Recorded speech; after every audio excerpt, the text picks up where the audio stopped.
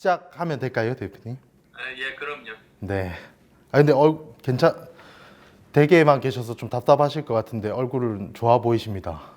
예, 그래도 잘 적응해서 필요한 운동도 하고 지금 그러고 있어요. 음, 그리고 워낙 업무가 많아서 여러 가지 전화나 이메일이나 화상 통화로 거의 하루 종일 일하고 있어요. 아, 예, 바빠서 지금 뭐 여기가 집안인지 바깥인지 구별이 잘 안 되네요, 한때는. 네.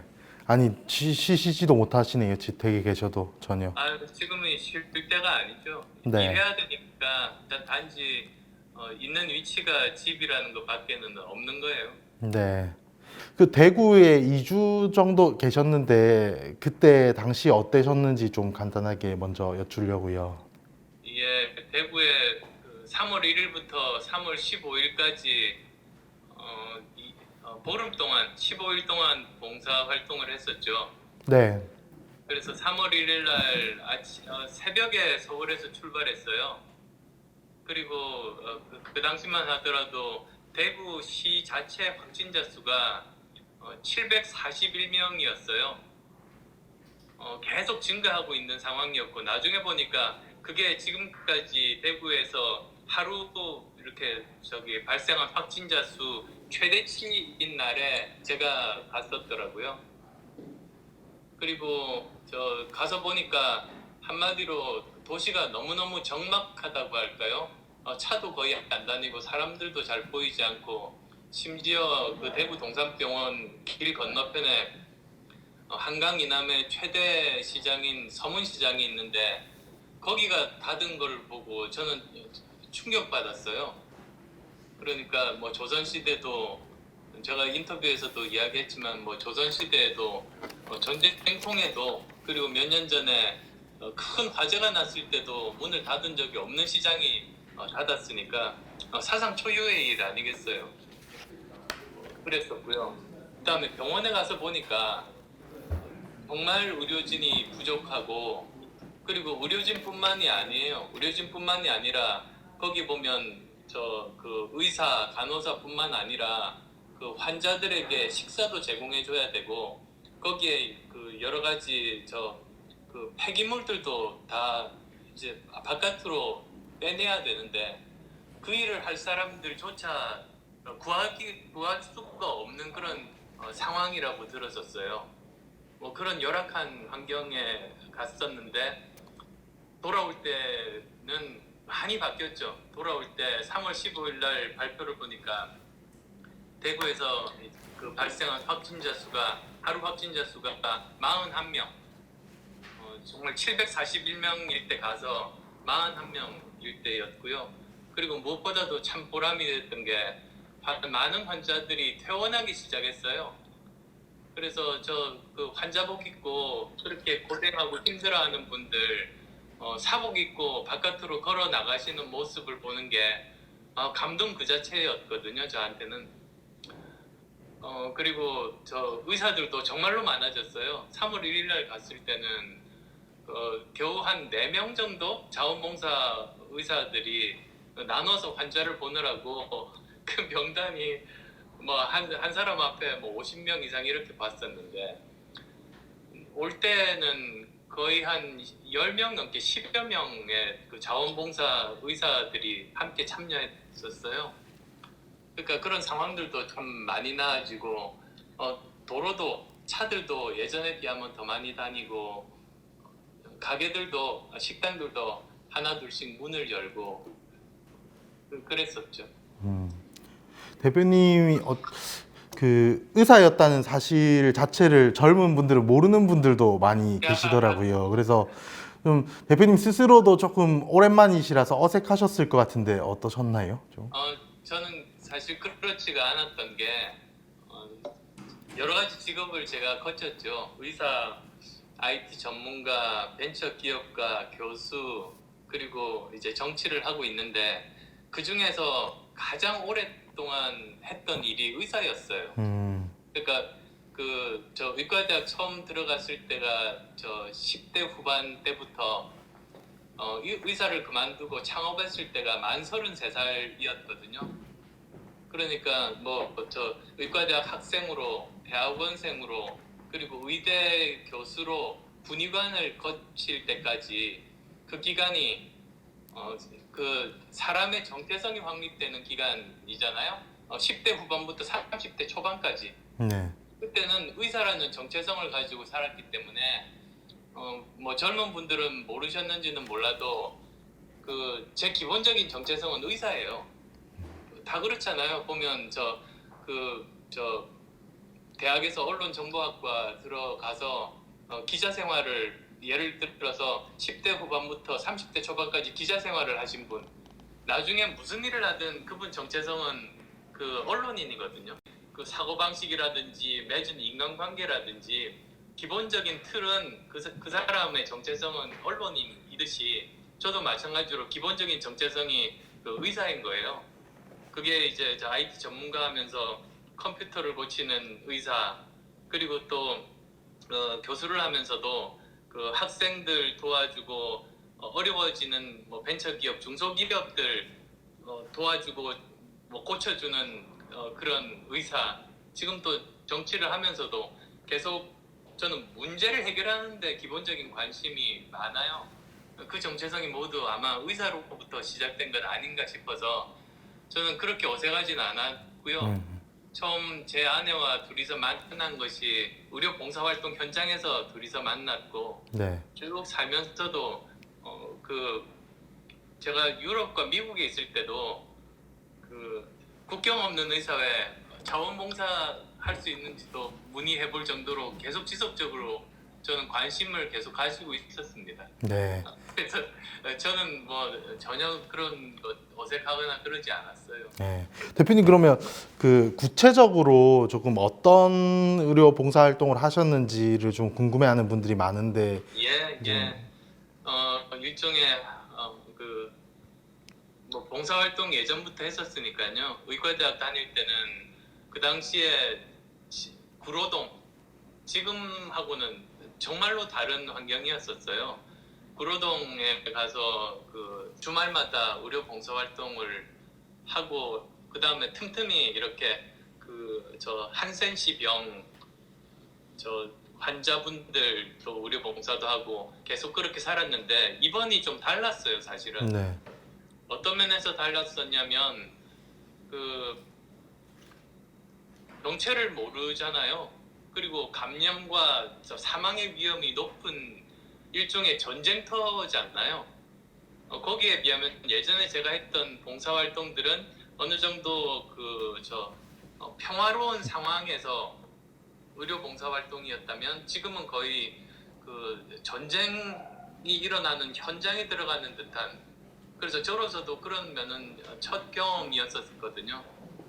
그래서 갔는데 그 방호복을 입는 것 자체도 다르잖아요. 네. 일반적인 봉사활동 때 방호복을 입고 그렇게 하지는 않으니까. 그래서 방호복을 입고 보통은 의사분들이 하루에 한 번 들어가요. 오전 타임에 2시간 일하거나 또는 오후 타임에 2시간 일하는데 저희들은 가서 봤을 때 너무나 의사들이 부족해서 네. 오전에 2시간 들어갔다 나오고 오후에 또 2시간 들어갔다 나오고 어떨 때는 2시간 도 초과하고 그렇게 갔었죠. 그래서 오전에는 방호복 입고 가서 환자의 검체 채취, 그러니까 PCR 검사라고 해서 아주 가늘고 긴 막대를 여기 코 속으로 집어넣어서 거기 목구멍까지 이렇게 집어넣어서 거기에 바이러스가 있는지 없는지를 검사하는 거였어요. 근데 그거는 증상이 없고 환자가, 그리고 엑스레이로 찍었을 때 폐렴이 발견이 되지 않는 환자들 대상으로 검사를 해서 2번 연속 바이러스가 음성이 나오면 바로 퇴원이 가능한 거예요. 그래서 회복기 환자분들을 주로 하는 거죠. 그래도 꽤 수십 명 환자들 검체 채취가 필요했었고요. 오후에는 이제 문진이라고 해서 환자분들 너무나 많아서 주치의들이 다 만나지도 못하거든요. 그래서 그거를 자원봉사 의사들이 직접 들어가서 환자들에게 여러 가지 증상들 직접 묻고 그리고 또 상태가 어떤지 관찰할 수 있잖아요. 관찰하고 뭐 불편한 점들 바로바로 해결해야 될 부분들 예를 들면 그 어제 엑스레이 결과 어떻게 나왔어요 이런 것들 그러면 뭐 간호사 스테이션에 가가지고 검사 결과 확인해서 알려드리는 등 그런 일들을 쭉 했었죠. 그래서 하루 일과가 거의 아침에 처음에는 9시 반에 출근하다가 그 다음부터는 8시 반에 출근했어요. 그 1시간이라도 당겨서 검사를 일찍 해야지 빨리 퇴원시킬 수 있는 환자는 퇴원시키고 바로 또 그 다음에 기다리고 있는 대기 환자들을 받을 수가 있거든요. 네. 그래서 아침 8시 반부터 저녁 5시 반 정도까지 그렇게 저 15일간 일했죠. 네. 일과가 끝나시고는 제가 듣기로 이제 현지에 있는 모텔 같은 데서 생활하셨다고 2주 정도 그런 경험이 많지는 않으셨을 텐데 있었어도 아주 오래전 일이었을 것 같은데 어떠셨나요? 생활은? 뭐 사실 뭐 모텔에서 잔 거는 뭐 저기 거의 경험은 없지만 저 유럽에서 살 때 그때 그 막스 플랑크 연구소에서 연구원들 보통 한 사람이래요. 연구원들용으로 제공해주는 조그만 숙소가 있었어요. 네. 근데 그게 계약 면적이 9평이거든요. 30평방미터 정도. 그 정도 되는 데서 1년 동안 저하고 제 아내 김미경 교수하고 둘이서 살면서도 불편한 점 몰랐어요. 그러니까 저희 부부가 원래 뭐 어느 장소 가도 저 불평 없이 잠 잘 자고 그 음식도 그냥 저 있는 것들 먹고 뭐 꼭 한식을 찾아서 꼭 어디 먹어야 되고 그런 게 아니라 있는 음식 그냥 다 안 가리고 먹고 그런 스타일이어서 저희들은 불편한 거 몰라요. 다행이시네요. 예. 저기 현장에서 제일 가까이서 보셨으니까 여쭙는 건데 이제 현장에서 보셨을 때 코로나19 관련해서 이제 정부 대응에 대해서 평가를 좀 해주신다면 어떻게 할 수 있을까요? 예, 우선은 지금 저 많은 국민들이 목숨을 잃으셨잖아요. 그리고 지금 이렇게 우리가 대화하는 바로 이 순간에도 또 많은 환자분들이 그 삶과 죽음의 경계에 서 계시거든요. 그래서 지금은 저 사실은 그 국민들이 상황이 언제 끝나는지 불안해하고 있는 이런 상황에서 지금 이걸 문제를 해결하는 게 정말로 중요하다고 생각해요. 그래서 지금이 무슨 정부에 대해서 평가할 때는 아니라는 생각이 들어요. 지금 기본적인 상황은 그렇고 조금 더 자세하게 이제 설명을 드리면 이런 감염병에 대해서 국가가 이제 취하는 전략이 크게 보면 두 가지 정도 그 단계가 있어요. 두 단계가 있어요. 그러니까 첫 번째 단계는 봉쇄 전략을 쓰는 단계거든요. 그러니까 우리가 처음에 했듯이 입국자들 확인해가지고 이 사람들이 확진자가 나오면 그 사람들이 접촉한 모든 사람들을 다 찾아가지고 더 이상 퍼지지 않게 환자 한 사람 한 사람 추적하면서 봉쇄해서 더 이상 퍼지지 않게 하는 전략이죠. 그리고 그거는 지금 설명드린 대로 그거는 방역이 중요하고 정부의 공권력이 총 집중돼서 그게 이제 정부의 실력인 거죠. 그게 나타나는 거고요. 그런데 이제 그게 이제 뚫려가지고 지역 감염이 돼버리면 그때부터는 봉쇄 전략을 해봤자 그 봉쇄 전략할 단계가 아니라 그때부터는 피해 최소화 단계로 접어드는 거예요. 그러니까 이제는 누구한테 감염됐는지 모르는 상태로 많은 사람들 감염자 확진자들이 나타나니까 이 사람들을 최대한 확진자들이 사망에 이르지 않게 의료기관은 총력을 다하고요. 그리고 일반 국민들도 요즘 많이 나타나는 그 사회적인 거리두기, 자발적인 사회적인 거리두기 통해 가지고 개인 위생 철저히 하고 나갈 때는 저 사실은 요즘은 건강한 사람도 마스크 해야 돼요. 건강한 사람은 자기가 건강한지 잘 몰라요. 무증상에 다른 사람 감염시키는 경우도 있잖아요.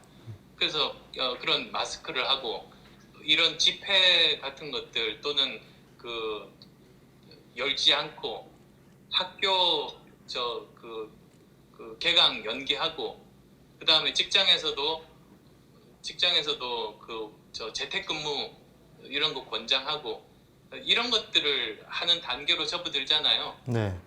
그거는 그 거의 전적으로 민간의 자발적인 참여와 탐려와 그리고 그 국가가 가진 의료진들의 수준, 의료진들의 역할이 커요. 이렇게 나눠볼 수 있거든요. 근데 지금 보면은 1단계를 제일 잘한 나라로 손꼽히는 게 대만입니다. 사실은. 그래서 대만은 지금 조금 위태위태하다 그래요. 그래도 아직 저 70여 명 정도 확진자 정도로 지금까지 오고 있거든요. 그러니까 이게 중요한 게 초기에 잘 대응을 해서 확진자 숫자를 최대한 이렇게 묶어 놓으면서 시간을 버는 게 중요해요 지금. 그래서 근데 그쪽에서는 우리는 뚫린 거죠. 그런데 그 다음 단계로 접어들었을 때 우리가 나름대로 이제 그러니까 정부에서 민간의 역할로 넘어왔을 때, 즉 민간이라고 하면 그 국가가 가지고 있는 저 의료 인력들의 수준이나 의료 전달 체계, 그 다음에 그 국민들의 자발적인 참여, 그러니까 그 시민 의식들 이런 수준들이 이제 나타나게 되는데 그 부분은 지금 우리가 최대한 잘 하고 있는 거죠. 네. 전체적으로 이렇게 저 상위에 그 감염자 수가 많은 국가들을 보면 그나마 지금 저 감염이 많은 국가들 중에서 저 최대한 확진자 수가 늘어나지 않게 관리하고 있는 나라들이 중국하고 한국이거든요. 근데 중국은 강제적으로 그 공권력을 동원해서 격리를 통해서 그 일을 이루어냈고, 한국은 최대한 민주국가니까 그런 공권력의 강제적인 봉쇄까지 이르지 않아도 자발적인 시민들의 참여로 또 그 높은 의료진들의 희생과 그 의료진의 역량으로 이런 일들을 하고 있는 것 아니겠어요? 그러니까 지금 상황은 그 정도입니다. 그래서 중간 평가할 단계는 저는 아니라고 생각해요. 그렇지만 어느 정도 이런 일들이 지나가고 나면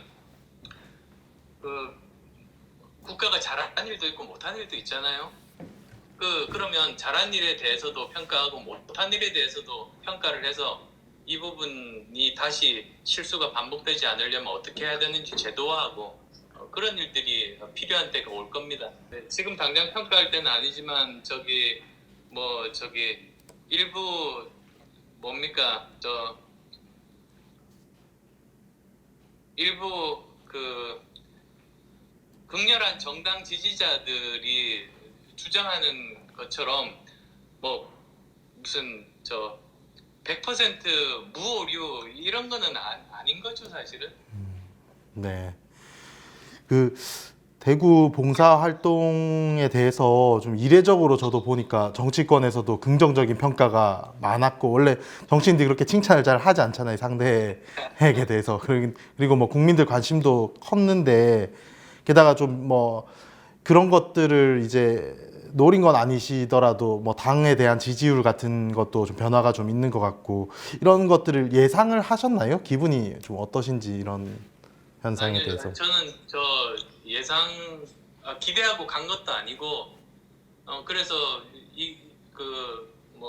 그런 평가도 전혀 예상하지 못했었죠.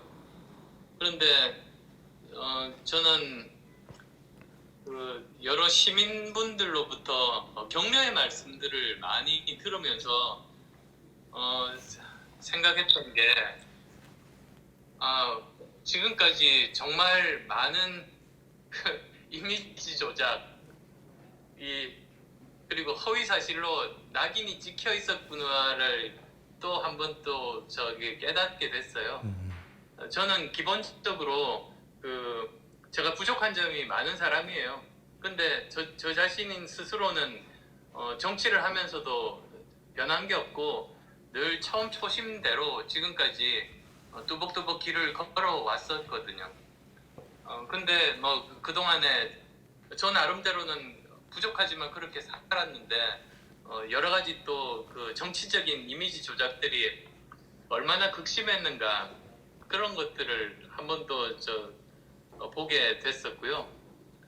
저 개인적으로는 그렇고 그런데 또 한편으로 국민 입장에서 생각해 보면 그동안에 뭐 기득권 또는 사회 지도층 인사들이 얼마나 제 역할을 국민 기대 수준에 맞춰서 얼마나 제 역할을 다하지 못했으면 그렇게 생각을 하실까. 거기에 대한 또 국민들의 생각이 드러났던 것 아닌가 싶어요. 그래서도 저 스스로도 더욱더 이런 부분들에 대한 문제의식 그리고 앞으로도 기대에 어긋나지 않게 정말 다시 한 번 더 저 자신도 돌아보는 계기가 됐습니다.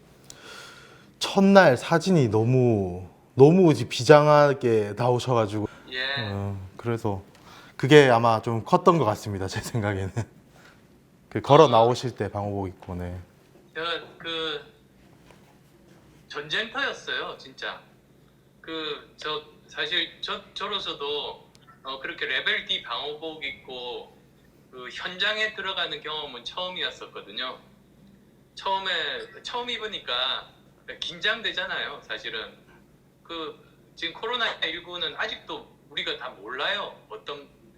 저 정체를 아직도 모르는 상황인데 방호복 입을 때부터 아주 긴장했어요.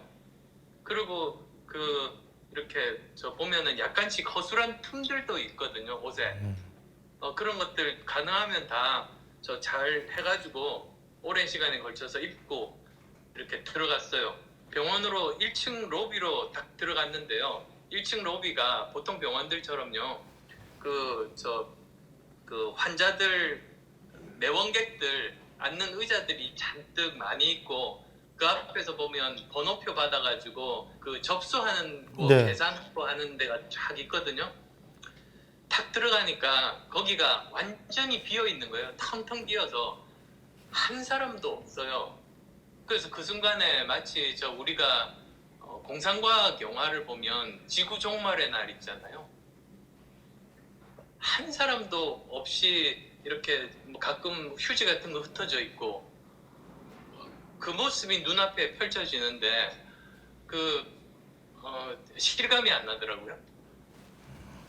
그래서 거기를 계속 가서 이제 엘리베이터를 타고 병동으로 올라가니까 이제 다른 방호복 입은 의료진하고 각 방에 있는 환자분들이 있는 거죠. 그래서 그분들 처음에는 정말 정신없이 한 사람이 봐야 되는 환자 수가 너무 많아가지고 몇 명 안 되는 자원봉사 의사들이 가가지고는 정신없이 그렇게 검체 채취도 하고 문진도 하고 하다가 이제 내려와서 그 다음에는 또 더 긴장되는 일이 방호복을 벗을 때입니다. 사람들이 잘 모르는데요. 방호복 입을 때는 그나마 괜찮아요. 뭐 어디 감염된 데는 없잖아요. 방호복을 이렇게 벗을 때 그때가 감염 확률이 제일 높아요. 그래서 방호복 벗을 때 제일 긴장합니다. 저뿐만 아니라 여러 번 들어가신 간호사분들도 마찬가지예요. 그래서 방호복을 벗을 때가 시간이 더 걸리거든요. 하면은 완전히 그냥 녹초가 되고 지쳐요. 저도 그때 이제 제 옷을 보니까 수술복이 저는 대형 사이즈를 입었거든요. 제 몸보다 좀 더 큰 거를 입었는데 완전히 다 젖어 있더라고요. 땀으로 그것도. 네. 그리고 그 정도가 되니까 저도 그때는 못 깨달았는데 좀 탈수 증상이 와요. 물을 마실 수도 없는데 그 정도로 옷 하나 흠뻑 젖을 정도로 땀을 흘리면 탈수가 안 오는 게 비정상이죠. 네. 그 상태에서 나와서 저 뭐 기자분들이 사실 뭘 사진을 찍는지를 또 잘 몰랐어요 저는.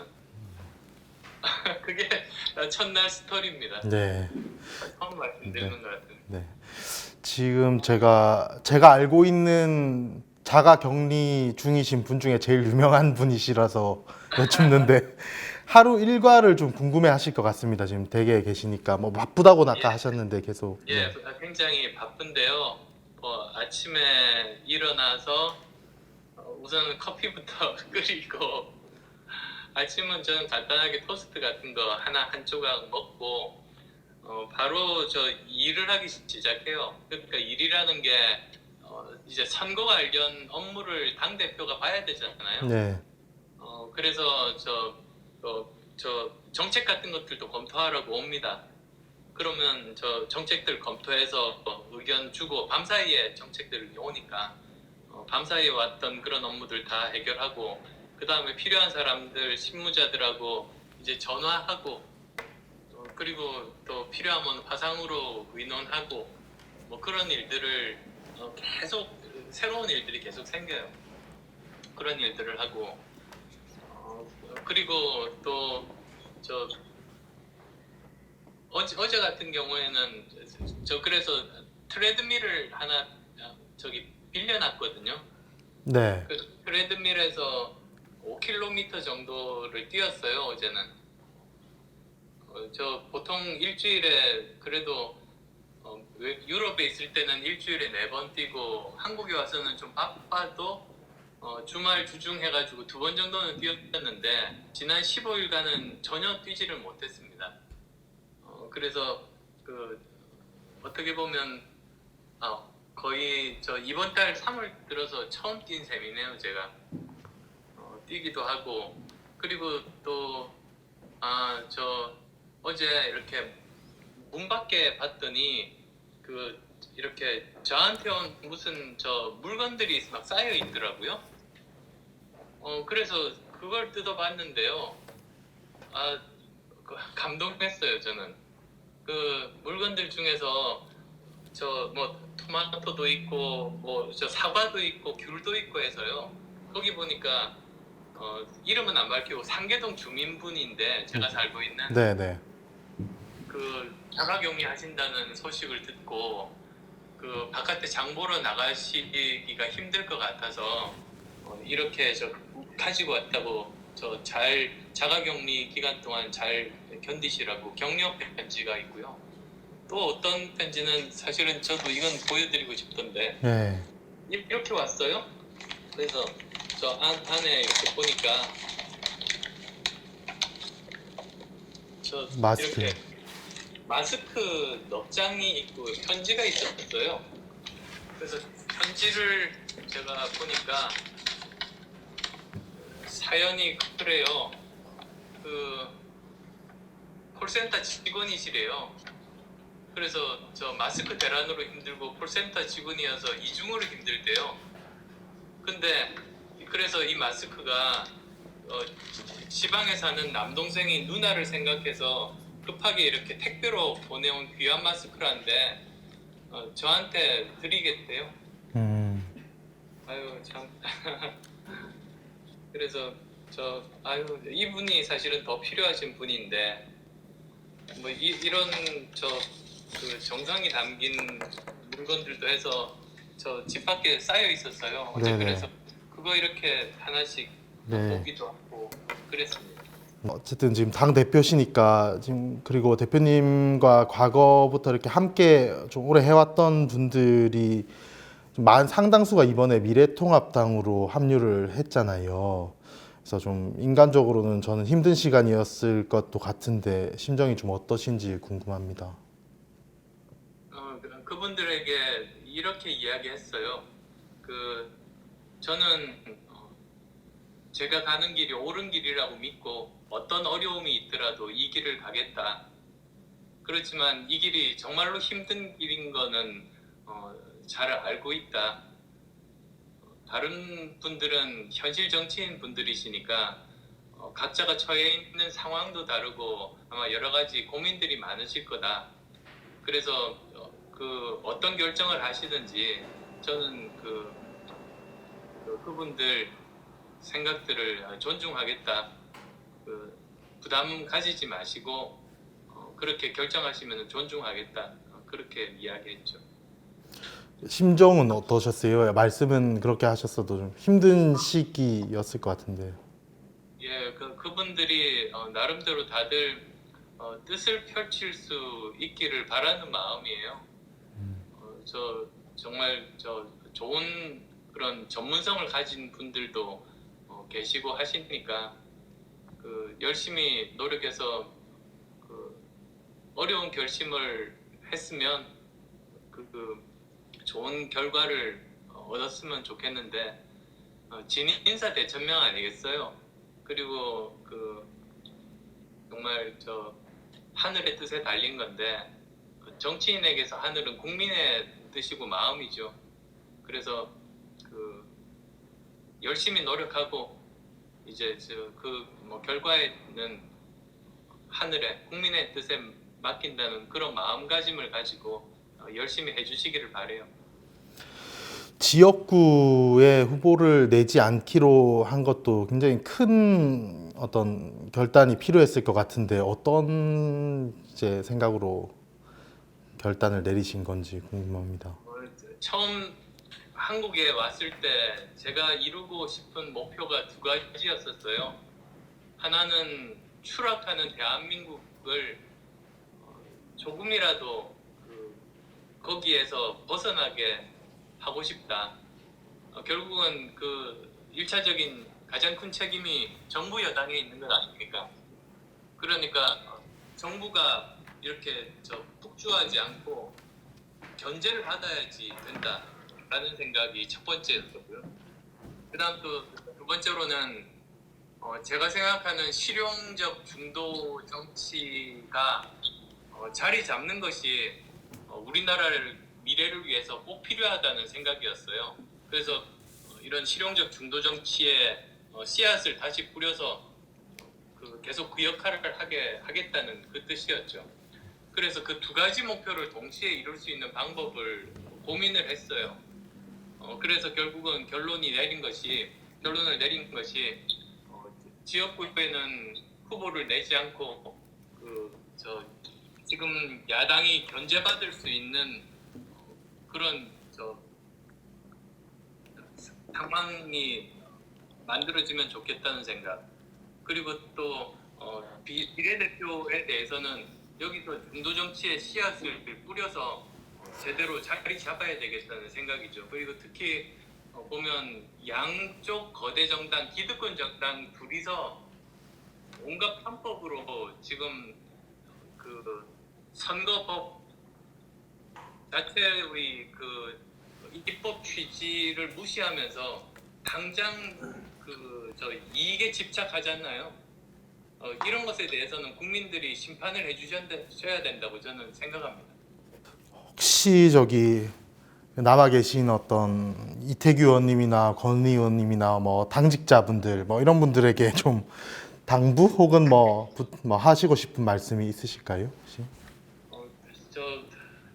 정말로 어려운 길이지 않습니까? 그래서도 용기를 잃지 말고 신념을 가지고 행동해 주시고 두벅두벅 길을 함께 가기를 저는 바랍니다. 이번에 저희들이 비례대표 공모를 하면서 제가 생각했던 인재의 기준이 세 가지가 있었어요. 그리고 그 인재의 기준 세 가지가 새로 영입하는 분들뿐만 아니라 지금 함께 하시는 분들, 정치인들, 당직자들 다 공통적으로 적용되는 것이거든요. 그 세 가지가 뭐냐면 첫 번째가 정치를 우리나라를 위한, 그러니까 영어 표현으로 퍼블릭 서비스, 공익을 위한 봉사라고 생각해야 된다는 거죠. 지금 현재 거대 양당뿐만 아니라 보면 국민들의 눈살을 찌푸리게 하는 정치인들은 사익 추구를 위해서 정치를 하잖아요.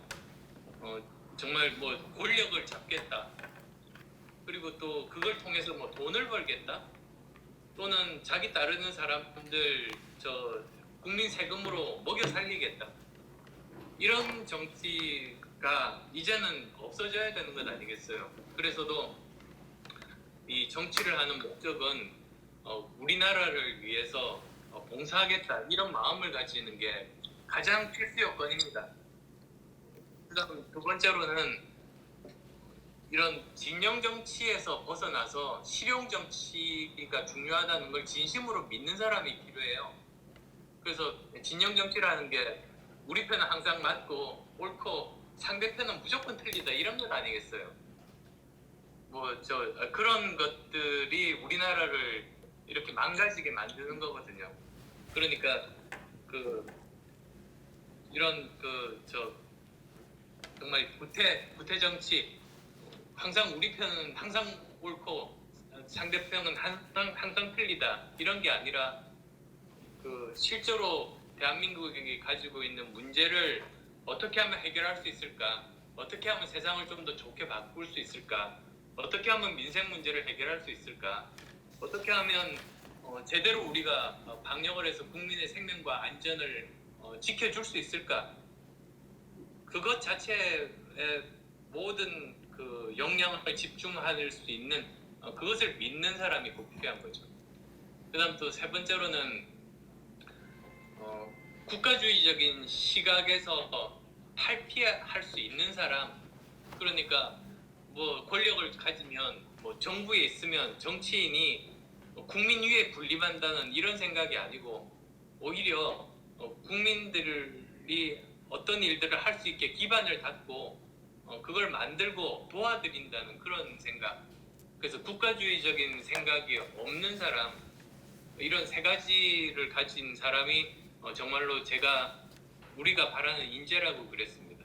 그래서 그거는 지금 비례대표 후보들도 마찬가지고 현재 이미 함께하고 있는 많은 분들에 대해서도 공통적으로 적용되는 이야기입니다.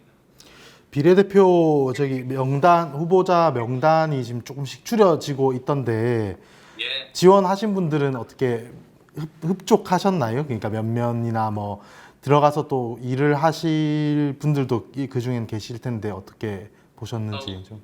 우선은 정말로 감사하죠. 얼마나 힘든 길입니까? 그럼에도 불구하고 제가 이렇게 건너서 들어보니까 이번에 제가 의료 자원봉사 활동을 하는 걸 보고 조그만 힘이라도 보태고 싶다고 지원하신 분들이 많다고 들었습니다. 어떻게 보면 그 기간이 겹치기도 해서 그럴 수도 있습니다만, 그래서 그동안에 오해를 했었는데, 그러니까 저희 양쪽 기득권 정당들이 워낙 이미지 조작을 많이 해서 오해하고 있다가 이번에 진심을 봤다는 분들이 응모하신 분들도 많이 계세요. 그래서도 우선 감사한 마음이 굉장히 크고요. 그리고 공관위에서 저 나름대로 여러 가지 기준들을 가지고 먼저 기준을 세우고 거기에 따라서 거기에 맞는 인재들을 하나씩 지금 선별하고 계시는 걸로 알고 있습니다. 그래서 저 아마 지금 40명으로 우선 저 후보자들을 좁혀놓고 당원들 선거인단 투표를 하고 그 다음에는 이제 등수를 정해서 다시 또 투표에 붙이는 두 번에 걸쳐서 의사를 묻는 식으로 그렇게 진행이 될 겁니다. 이 당명도 갖고 어쨌든 대표님이 중심에 계시다 보니까 이제 이번 국민의당을 시즌 2 이렇게 표현하시는 분들도 계시던데 4년 전 국민의당과 지금의 국민의당이 좀 어떻게 가장 큰 다른 점은 뭘까요? 어떻게? 예, 우선은 같은 점은 가지고 있는 문제 의식이 같습니다. 우리나라에 이런 진영 정치로만으로는 미래가 없다. 이것을 깨서 실용 정치를 바꾸고 실용적인 중도가 자리 잡게 해야지 우리나라의 미래가 있다. 이런 문제 의식은 똑같죠. 근데 좀 다른 점이라고 하면 상황이 더 어려워졌음에도 불구하고 간절함과 문제 의식은 더 커졌습니다. 4년 전에 비하면 지금 우리나라는 더 큰 위기에 봉착되어 있거든요. 그리고 이 코로나19 문제만으로 그치는 것이 아니라 이제는 전 세계적으로 아주 커다란 경제적인 타격이 올 겁니다. 지난 맞죠? 그 2007년에 뭡니까 파이낸셜 크라이시스 때와 보다 사실은 더 큰 타격이 올 수도 있거든요. 그때는 금융 쪽에서의 여러 가지 문제점이 실물 경제에 파급이 됐다면 이번에는 실물 경제 자체가 지금 문제가 생기는 것 아니겠습니까? 그러면 사실은 그때보다 훨씬 더 심각하다고 저는 생각해요. 그래서 미국 같은 경우도 저렇게 보통 0.25%씩 금리를 내리는데 한 번에 1%까지 내리는 굉장히 과감한 결단들을 한 거 아닙니까? 그러니까 그런 것에 대한 대응들이 놀라워요. 우리가 한 발씩 늦는 거 아니겠어요, 사실. 근데 이런 부분들에 대해서 정말로 사태가 심각하다 해서 저희가 이번에 어쨌든 진영 정치로는 이걸 풀 수가 없어요. 그래서도 한국 정치를 바꿔야 된다는 그런 간절함은 더 커졌다는 게 첫 번째고요. 제가 첫 번째 설명이 너무 길었는데 두 번째로는 훨씬 더 구체적인 비전과 정책들을 가지게 됐습니다. 그래서 아주 구체적으로 우리 정당은 어떻게 바뀌어야 되고 그리고 사회 각 분야의 개혁들은 어떻게 돼야 되고 그리고 경제 쪽의 개혁은 어떤 방향이 돼야 되고 이런 굉장히 구체적인 비전과 정책들을 저희들이 뭐 다른 당에 비해서 훨씬 더 앞서서 발표를 하고 오히려 큰 정당들이 저희 거 베끼고 막 그러고 있거든요. 그래서도 뭐 이번에 보니까 무슨 비전이 뭐냐 그래서 뭐 하겠다는 건데 이런 말이 비판이 하나도 없더라고요. 아마 그게 뭐 그런 것 때문이 아닌가 싶고요.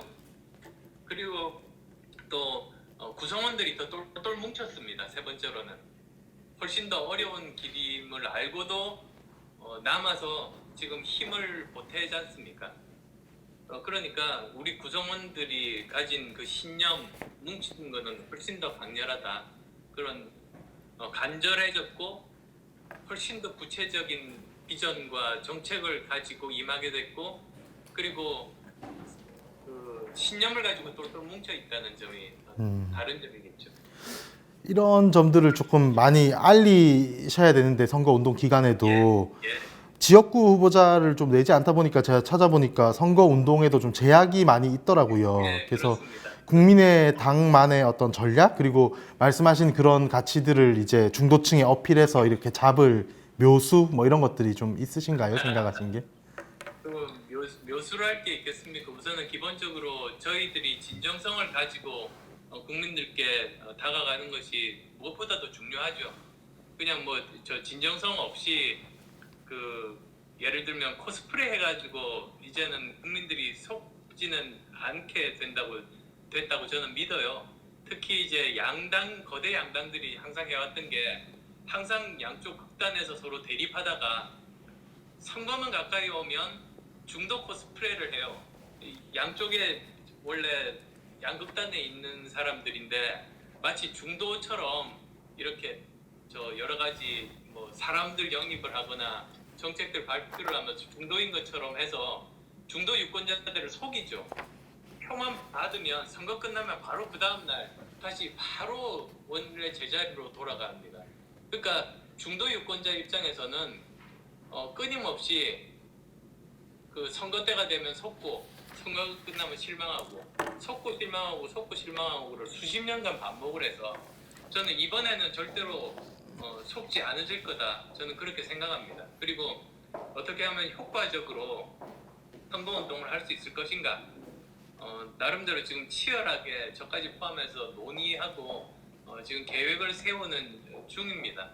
그래서 마치 저희들이 처음에 창준이를 이제 했을 때 그때 보시면 그 해커톤 같은 형식으로 그걸 다 그 우리 당원에도 반영하고 그런 일들을 했었지 않습니까? 그래서 남들이 안 해본 시도들을 통해서 보다 더 국민들께 다가가고 국민들의 의사를 직접적으로 반영할 수 있는 방법들, 그런 여러 가지 정치권에서 시도하지 않았던 참신한 아이디어들을 이번 남은 기간 동안 열심히 보여드리고 그 설득하고 국민들의 마음을 얻겠습니다. 하나만 미리 예고해 주시면 안 될까요? 잠시한 아이디어 중에. 그러면 또 베낄 겁니다. 워낙 그런 거에 능해해서요. 네. 그 뭐 심지어 아이디어만 베끼는 게 아니라 문구까지도 네. 트렌이 다 베끼는 경험을 너무나 여러 번 했습니다. 알겠습니다, 대표님. 그 말씀하신 것처럼 거대 양당 체제에 대한 어떤 문제를 많이 지적을 하셨는데 이번에도 보면 이제 그런 것들을 조금이나마 해소하자는 취지로 이제 연동형 비례대표제라든지 뭐 선거제 개혁 같은 걸 하자고 계속 얘기를 했는데 결국엔 지금 이제 민주당 같은 경우에도 사실상 비례 정당을 추진 중이고 미래통합당 같은 경우에는 이미 비례 위성 정당을 사실 만들었죠. 이런 모습을 좀 어떻게 보고 계신지 궁금합니다. 그러니까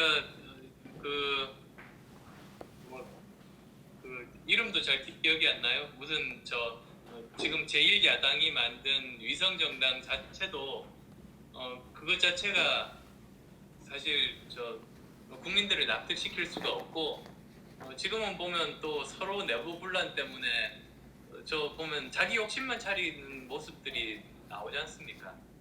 그리고 뭐 민주당의 또 위성정당 같은 경우는 지금 제1야당의 위성정당을 고발해 놓은 상태 아니에요?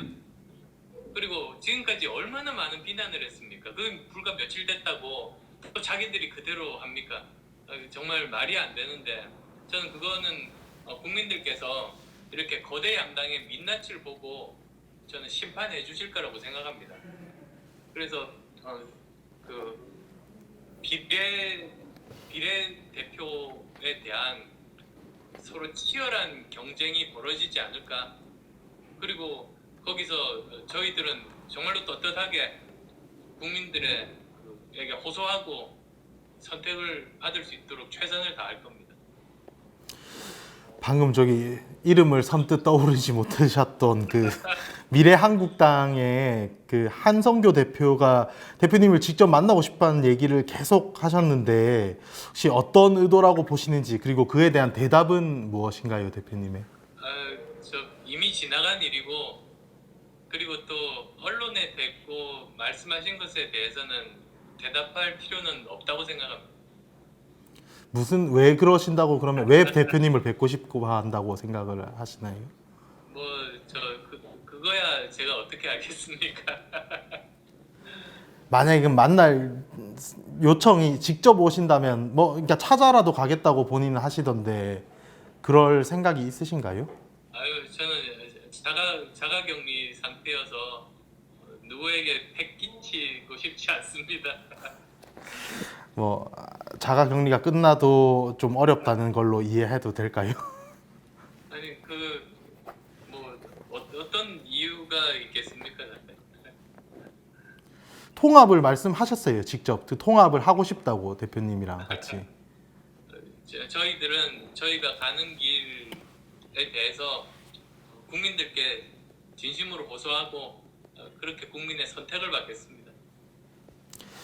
좀 미래통합당에서도 자체에서도 이제 공간위에서 특히 지역구 후보를 국민의당이 내지 않으니까 사실상 선거 연대를 한 거나 다름없다라는 취지로 얘기를 한 적이 있는데 이에 동의하시나요?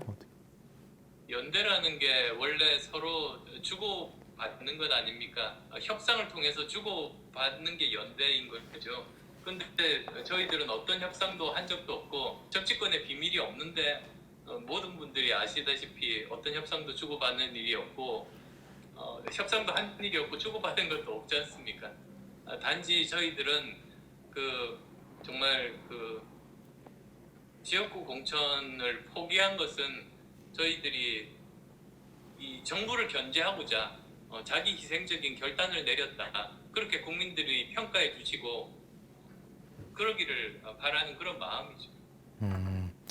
그러니까 흔히 저희가 말하는 그러니까 흔히 이 용어에는 동의 안 하실 수도 있지만 반문 연대라든지 혹은 정부 견제를 위해서 그런 것일 뿐 이게 우리가 흔히 말하는 그런 연대는 아니다 이렇게 이해를 하면 되는 건 거죠. 그리고 저희들은 또 한 걸음 더 나아가서 저희들이 분명히 그 비전이 있습니다. 누구를 반대하기 위해서 정치하는 게 아닙니다. 저희들은 저희들이 생각하는 우리나라의 비전, 우리 정당이 추구하는 가치들 이런 게 너무나 분명하고 그것에 대해서 여러 차례 또 말씀드리고 또 그것들이 반영된 정책들을 지속적으로 발표해 왔습니다. 저희들은 그런 일을 하고자 정치를 하고 이번 선거에 임하는 거지 무슨 누구를 반대하기 위해서 정치를 하는 건 아닙니다. 여러 차례 대표님도 스스로 여러 차례 말씀하셨듯이 이게 독자 노선 지금 현재 양당 체계가 굳어져 있는 상태에서 독자 노선 가는 게 외롭고 힘들고 어려운 일이라고 계속 말씀을 하셨잖아요. 그런데도 계속 고집하시는 이유는 뭔가요? 과거 양당 큰 당에 들어가 계셨던 적도 있고 한데 그 경험 때문인가요? 어떤? 제가 지금 여당에 잠깐 몸담았을 때 그 이유는 그 당을 한번 이렇게 실용적 중도 정당으로 만들어 보고 싶어서였습니다. 근데 제가 역량이 부족해서 또 있겠지만 그게 불가능하다고 생각했습니다. 그리고 그 세력의 민낯을 봤습니다. 그래서 제 원래 가졌던 초심과 신념이 옳구나라는 확신이 들었던 거죠. 그러니까 지금 현재 기득권 정치들의 가장 큰 문제가 우리나라를 위해서 봉사한다는 마음이 없는 겁니다. 오히려 정치를 하는 목적이 이기면 세금으로 자기 편 먹여 살리는 데만 관심이 있고 할 줄 아는 거라고는 오로지 이미지 조작 기술밖에는 없는 거예요. 그러다 보니까 경제에 대해서도 잘 모르고 과학 기술 어떻게 진행해야 되는지도 모르고 어떻게 방역에 대해서도 언제 입국을 금지를 해야 되는지 이런 것들을 제대로 잘 모르지 않습니까? 국정 운영에 대해서 제대로 잘 몰라요. 그러니까 이런 것들을 바꿔야 우리나라 미래가 있는 건 아니겠습니까? 그리고 상황을 더 악화시키는 거는 한쪽만 그런 게 아니라 사실 양쪽 기득권 정당들끼리 서로 그냥 진영 논리에 사로잡혀서 반대를 위한 반대만 하면서 끊임없이 우리나라를 추락시키고 있는 거거든요. 이런 것들을 고치려고 저는 어려운 길이지만 이게 유일하게 우리나라를 살릴 수 있는 길이고 우리 아이들의 미래를 만들어갈 수 있는 길이라고 생각해서 어렵지만 이 길을 신념을 가지고 가는 겁니다. 그냥 편하게 정치하려면 어디 한쪽에 몸을 의지하고 그냥 마음 편하게 그냥 가만히 있으면 되죠. 그게 제일 편하게 정치하는 건데 그건 우리나라 미래를 위해서 옳지 않다고 생각합니다. 말씀하신 것처럼 이제 그렇게 되려면 어쨌든 반드시 필요한 거는 지지잖아요. 일정 이상의 지지를 받으시고 어떤 힘을 키워야만 되는데 지금 총선이 지금 한 달도 안 남았어서 예전에는 조금 아직 말씀하시기 이르다고 하셨는데 혹시 총선 목표치나 혹은 예상치를 말씀을 좀 해주실 수 있을까요? 그 문제에 대해서도 당내에서 논의를 심도 있게 계속 해왔습니다. 그래서 지금 목표치는 보통은 총선에서 목표치 하면 의석수로 말하지 않습니까? 근데 이번에 선거법 자체가 서로 상대적으로 이렇게 의석수가 비례대표는 계산이 되다 보니까 몇 석 이렇게 목표를 하기가 대단히 어려운 그런 제도이거든요. 그래서 저희들은 이 목표치를 비례대표 정당 지지율로 저희들은 목표치를 잡았습니다. 그리고 저희들이 생각하는 목표치가 20%입니다. 그 20%가 거대 양당들을 제대로 견제를 할 수 있는, 그리고 어떻게 보면 그 균형추 역할을 할 수 있는 그런 수치라고 저희들은 생각해서 그렇게 되기 위해서 최선을 다할 겁니다. 그러면 목표치와 혹시 그 현실적으로 생각하시는 지금 예상치가 거의 일치하나요? 아니면 조금 아직은 더 노력을 해야 되는 상태인 건가요? 그 노력해야죠. 그리고 저 지난번에 한번 말씀드린 것 같은데요. 워낙에 그 지난번 4년 전 선거에서도 그랬었습니다만 이렇게 합리적이고 중도적인 유권자분들은 쉽게 마음을 잘 안 주십니다. 저희들이 얼마나 어려운 길이라도 신념을 가지고 묵묵히 가는지 그걸 이렇게 오랜 기간 동안 보고 정책도 살펴보고 그리고 말과 행동이 일치하는지도 본 다음에 그렇게 지지를 해주시거든요. 그래서 아마 지금 한 달이 안 남았으니까 이제부터 서서히 더 많은 지지들이 모일 수 있도록 최선을 다하는 게 저희들의 역할인 거죠. 이번 총선에서 불출마를 하셔서 총선 이후의 역할에 대해서도 좀 궁금해지는데요. 그 당 대표로서 어떤 소속 의원들, 그러니까 원내에 있는 의원들의 활동 같은 걸 지휘하실 수도 있으실 테고, 아니면 잠시 물러서서 이렇게 좀 장기적으로 뭐 대선이나 이런 것들을 준비하실 수도 있으실 텐데, 혹시 총선 이후 역할은 어떻게 계획하고 계신가요? 솔직히 제가 총선 이후 생각을 할 겨를이 없었습니다. 오늘로 귀국한 지 거의 한 2달 정도가 지금 되어 가는데 2달 동안 이제 저 행보나 일정을 보시면 엄청나게 많은 일들이 있었습니다. 그동안에 없었던 당도 만들어지고 아주 오랜 기간 동안 충분치는 못합니다만 어느 정도 저 확진자 수가 줄어들 때까지 의료 봉사 활동도 열심히 하면서 지금 2달간이라고 믿어지지가 않고 저는 한 1년은 지난 것 같아요. 지금 마음은 그렇게 바쁜 그런 일정들을 제가 보냈습니다. 그래서 총선 이후 뭘 계획이 사실은 전혀 생각해 보지를 못했어요. 지금 제 목표와 관심사는 오로지 국민의당이 저 20% 정도 정당 지지율을 받고 제대로 자리 잡아서 국회에서 정말 역할을 할 수 있는, 매기 역할을 할 수 있는 정당.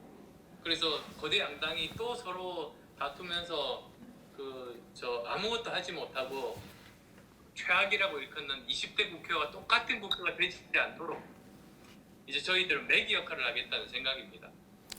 20대 때 저희들이 국민의당이 매기 역할을 하지 못했었던 근본적인 이유 중에 하나가 그 당시에 정부에서 없는 리베이트를 만들어가지고 덮어 씌우는 바람에 제가 당대표에서 내려오면서 그 모든 불행들이 시작이 됐던 거거든요. 근데 이번에야말로 국민들도 저도 그런 유사한 시도가 있으면 절대로 당하지 않을 겁니다. 그 정도 각오가 있습니다. 결국엔 지금 봤을 때는 보수 진영 혹은 미래통합당의 대선 주자가 되는 게 결국에는 뭐 안 대표가 가야 될 길이다 이렇게 추측하는 사람들이 많이 있습니다, 실제로. 혹시 총선 이후에는 그런 통합당과 어떤 장기적으로 어떤 가치를 좀 이렇게 맞춰 나가고 조정해 나가고 해서 함께 하는 것을 논의해 볼 가능성이 있을까요? 총선은 지금 시간이 없지만 선거를 위한 뭐 이런 연대가 아니라 나중에. 그렇게 생각하시는 분들이 계시다면 저보다 마음의 여유가 훨씬 더 많은 분들이신 것 같아요. 제가 지금 총선 이후에 뭘 어떻게 하겠다는 생각을 해볼 틈이 없습니다. 생각해 본 적도 없고. 지금 현재 이 순간에 이제 정치인으로서의 안철수를 움직이는 가장 큰 동력은 혹시 무엇일까요? 예전이나 지금이나, 그러니까 정치를 처음 시작했을 때나 지금이나 똑같고요. 그리고 어떻게 보면 정치 이전에 제가 지금까지 살아오면서 해왔던 많은 일들, 사실은 그 모든 거를 다 관통하고 있는 생각이 우리 함께 살아가고 있는 이 대한민국에 조금이나마 보탬이 될 수 있으면 좋겠다. 그 생각이 굉장히 강합니다. 저는 그 함께 살아가면서 서로 저도 제가 굉장히 많은 도움을 받았다고 생각을 하거든요. 그게 의과대학 다닐 때 의료 봉사 활동을 했던 그 계기이고요. 그 다음에 또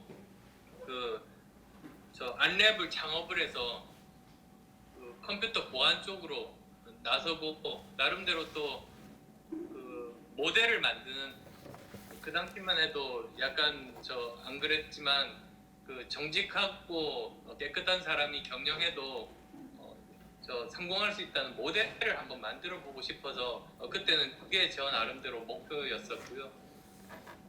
대학 교수를 할 때도 그렇게 정말 저 절망하고 어려움들을 겪는 많은 젊은이들, 그리고 많은 저 벤처 기업들, 중소기업들 돕고 싶어서, 저도 많은 도움을 받은, 사회로부터 많은 도움을 받은 사람이니까 그래서 그렇게 일을 시작했고, 정치를 시작한 것도 사실은 그 동기가 제일 큽니다.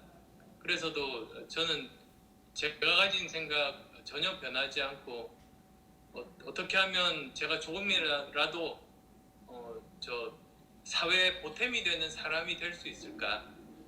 그게 제 가장 큰 동인입니다. 모든 일을 할 때 있어서. 대통령은 어제 이제 대통령께서는 금융위기 때보다 더 심각한 경제위기라는 얘기도 했는데 경제 관련해서는 좀 무엇이 제일 큰 문제라고 보시나요? 그러니까 우리나라가 전 세계에서 가장 큰 개방 경제 국가입니다. 우리가 저 무역으로 먹고 사는 게 저 무역에 의존하는 비율이 어느 나라보다도 높거든요. 근데 지금 코로나19 사태가 한마디로 보면 그 모든 국가들을 셧다운, 그 국경을 다 이렇게 막지 않습니까? 심지어 저 EU 내에서도 개방에 대해서는 가장 그 적극적이었던 독일마저도 국경들을 닫고 있는 이런 상황이어서 그럼 아마 경제적인 타격이 저 어느 때보다도 우리가 클 겁니다. 그게 이제 저 본격적으로 이미 다가와 있죠. 이미 매일매일 먹고 살아야 되는 자영업자분들, 그리고 그 행사에 저에서 일해주는 그 프리랜서 분들, 저 일용직 근로자들 다 지금 거의 한계 상황까지 와 있거든요. 거기다가 그런 분들뿐만 아니라 기업들도 지금 굉장히 어려운 상황들에 지금 봉착하고 있죠. 그리고 우리나라 중국에 대한 그 무역 의존도가 워낙 높은데 중국의 경제 성장률이 거의 바닥을 치게 되면 그 가장 직접적으로 피해받는 것이 대한민국이고, 그래서 이런 상황이 이미 예견이 되기 때문에 이 상황을 어떻게 하면 슬기롭게 극복해 나갈 수 있는가를 그 전체적으로 바라보고 국민들에게 앞으로 이런 일이 생길 거라고 미리 이야기를 하고 설득하고 이해를 구하고 국가가 해야 될 일들을 해야 된다라는 말씀을 드리고 싶어요. 방역에서 제일 큰 원칙이 희망보다 진실을 이야기하는 거라는 말이 있거든요. 지금 어쩌면 경제 상황에 대해서도 정말로 중요한 것은 앞으로 다가올 그런 일들에 대한 그 나름대로 생각하는 그 진실을 이야기를 하고 대비를 해야 될 때가 아닌가 생각합니다. 그렇지만 반드시 우리는 이겨낼 수 있다라는 것도 강조해야겠죠. 네. 그리고 그렇게 믿고 있고요. 문재인 대통령에게 국민을 대표해서 혹시 한 말씀 해주신다면, 그러니까 이런 것들은 꼭 좀 챙겨봐 달라, 뭐 이런 말씀을 해주신다면 어떤 게 있을까요? 지금 대한민국이 정말 엄중한 가장 큰 위기 상황 아니겠습니까? 근데 문제를 푸는 거는 사람이거든요. 그리고 우리나라에는 다행히 거의 모든 분야에 전 세계적인 수준의 전문가들이 포진해 있습니다. 인구 5천만 명 정도 되는 나라에 이렇게 모든 분야의 세계적인 수준의 전문가가 포진한 나라는 제가 보기에 없습니다. 대통령이 가진 가장 큰 권한이라고 하면 이러한 인재들을 그 퍼블릭 서비스에 복무할 수 있도록 그 자리를 마련하고 여건을 마련해 줄 수 있다는 게 대통령의 가장 큰 권한이라고 저는 생각해요. 그래서 이럴 때일수록 그 뭐 우리 편, 뭐 상대편 가리지 않고 그 인재들을 널리 등용해서 지금 현재 앞으로 다가올 사실은 더 큰 문제들이 많습니다. 이제 본격적으로 시작될 겁니다. 경제 위기부터 시작해서 이런 부분들을 해결할 수 있도록 널리 인재들을 등용해서 쓰시라. 그것만이 우리가 위기의 대한민국을 구할 수 있는 유일한 방법이다. 그런 말씀 드리고 싶습니다. 대표님도 아주 유능한 인재잖아요. 저희 국가적으로 봤을 때 예를 들어서 대표님한테 총리직 제안이 온다, 뭐 큰 권한을 주겠다, 뭐 예를 들면 등용하라고 하셨으니까 그러면 어떻게 받으실 수 있으신가요, 그걸? 저는 제가 하는 역할이 있지 않습니까? 우리나라에 사실 총리를 하실 만한 자격이 되시는 분들 참 많으세요. 그것도 인재풀이 굉장히 넓다는 의미거든요. 그래서 그런 분들을 많이 등용해서 쓰시면 좋겠습니다. 굳이 대표님이 하시진 않으셔도 충분히 많다는. 저는 지금 현재 분명한 목표가 있는 거거든요. 우리나라에 이런 실용적 중도 정당을 네. 제대로 세우는 게 지금 뭐 한 달도 남지 않은 상황이니까 제가 말씀드렸듯이 저한테는 지금 뭐 어떤 것도 또는 뭐 선거 이유를 포함해서 지금 어떤 것도 제 머릿속에 들어가 있지 않아요. 네. 제가 하는 이 일을 하러 귀국한 거고 네. 최선을 다해서 국민들의 네. 마음을 얻는 노력을 하겠습니다. 뭐 여러 가지 사건들이 많이 있었는데 정치하시고 난 다음부터 그 중에 가장 후회되는 거 하나만 꼽으신다면 뭐가 있을까요? 글쎄요, 뭐 워낙 많은 부분에 부족해서 다 일차적인 원인은 저한테 있는 것 아니겠습니까? 그리고 제가 워낙에 예전부터 그랬습니다만 저는 항상 어떤 일이 잘못되면 일차적인 책임을 남한테 돌리기보다 저한테서 찾는 타입의 사람이기 때문에요. 그래야 또 같은 실수 반복 안 하고 발전할 수 있는 것 아니겠습니까? 그랬었죠. 그래서 저는 그러면서도 안타까운 거는 국민들의 그 열망을 제대로 제가 담아내고 제대로 이렇게 현실에서 구현을 하지 못했던 것 같아요. 그런 게 굉장히 빚진 마음이 제가 크죠. 그래서 공항에 2달 전에 귀국했을 때도 가장 먼저 말씀드린 게 과분한 사랑과 기대를 보내주셨는데 제가 부족했다고 사과 말씀드린 것도 그래서거든요. 귀국 일성이 사과하는 경우는 뭐 처음 봤다고들 말씀도 하시는데 저는 그게 사실은 진심이었습니다. 그래서 이렇게 보는 시선을 제가 개인적으로 제 행로를 보고 어느 부분이 제일 후회되느냐 이런 식으로 저는 생각하는 게 아니라 시선의 방향을 국민이 보시는 방향에서 제가 무엇을 못했는가 그렇게 생각을 하다 보니 그런 국민의 열망 이렇게 우리나라가 바뀌고 정치가 바뀌어야 된다고 생각해서 저한테 기대를 보내주셨는데 그걸 못했던 것에 대한 네. 후회가 네. 있는 거죠. 그래도 뭐 통합 안 했으면 어땠을까? 혹은 뭐 후보 양보를 안 했으면 어땠을까? 혹은 리베이트 때 바로 이렇게 당대표 자리를 물러나는 게 아니라 좀 버티고 이거 진실이 밝혀질 때까지 있었으면 어떨까? 이런 생각도 안 하세요? 저는 뒤돌아보고 후회하는 타입은 아닙니다. 오히려 저 예전에 제가 잘 못했던 것들로부터 교훈을 얻어서 다시 그런 실수 반복 안 해야지 이런 거거든요. 예. 그리고 뭐 예를 들어서 뭐 리베이트 조작해서 뭐 저 대한민국 정치 역사상 가장 악독한 정당 탄압을 당했을 때도 저는 지금도 믿고 있는 것이 그때 그 당이 더 망가지는 것을 막으려고 제 몸을 던진 거거든요. 저는 그런 희생, 헌신 같은 사람으로서의 가진 기본적인 그 덕목들 있지 않습니까? 그런 것은 결국은 저는 인정해 주실 거라고 생각합니다. 우리나라가 지금은 살아가기가 굉장히 각박한데 그게 정치권이 각박해서입니다. 배신을 밥 먹듯 해도 배신한 사람이 잘 되고 이렇게 보이면은 사실은 우리나라 전체가 각박해지거든요. 네. 근데 그걸 그렇게 되지 않도록 만드는 힘이 국민한테 있습니다. 네. 하늘에도 있습니다. 그래서 국민들도 이렇게 보시다가 결국은 거기에 대해서 제대로 판단을 해주시면 정치권도 정화되고 그것이 우리가 이렇게 각박하지 않은 세상으로 만드는 굉장히 큰 힘이 된다고 저는 믿어요.